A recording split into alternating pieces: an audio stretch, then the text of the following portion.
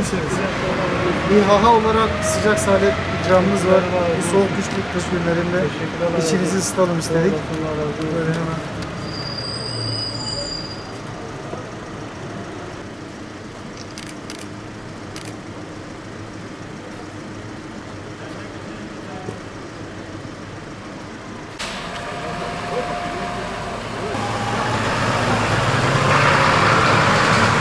Havada çalışırken salep ikramımız. Hocam şöyle. Abi üstten bas. Tamam.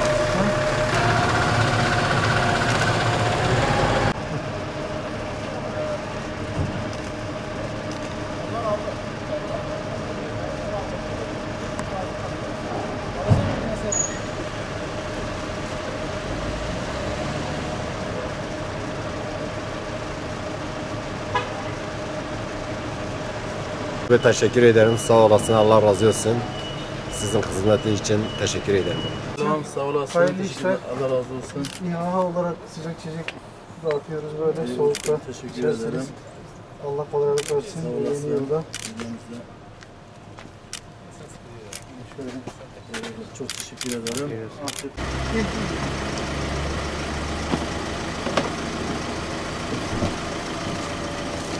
Ha şuradaki arkadaşlar.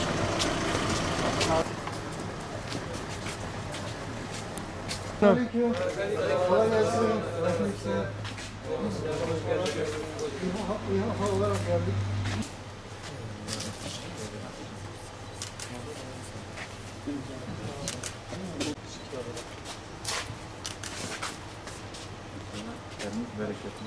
Aynen. Biteceğini bekliyorum. Abi afiyet olsun.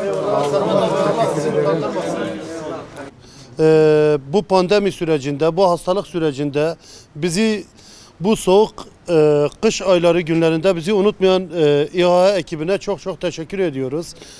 Tabii herkes evde, bir de sıcak, biz bu soğuk gecelerde yağmurlu olsun, çamurlu olsun fark etmez, biz millete hizmet ediyoruz. Bizi unutmayıp da buraya bize sıcak bir içecek getiren İHA ekibine sonsuz teşekkür ediyoruz. Allah sizi utandırmasın, Allah yardımcınız olsun.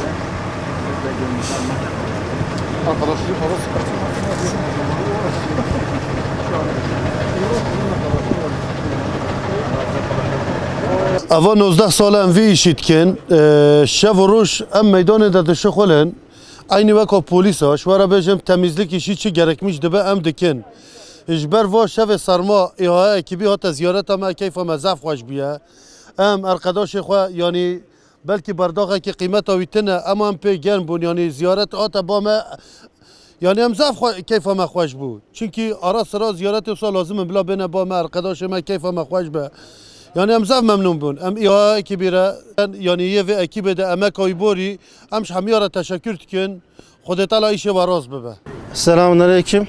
Siirt İHA ekibi olarak bu soğuk kış aylarında gece herkes kısıtlamadan dolayı evindeyken biz burada emekçi kardeşlerimize, emniyet personelimize ve temizlik işçilerine salep ikramında bulunduk ve bulunmaya devam ediyoruz. Onların yanında olduğumuzu, hiçbir zaman onları unutmayacağımızı bu vesileyle ifade ediyoruz.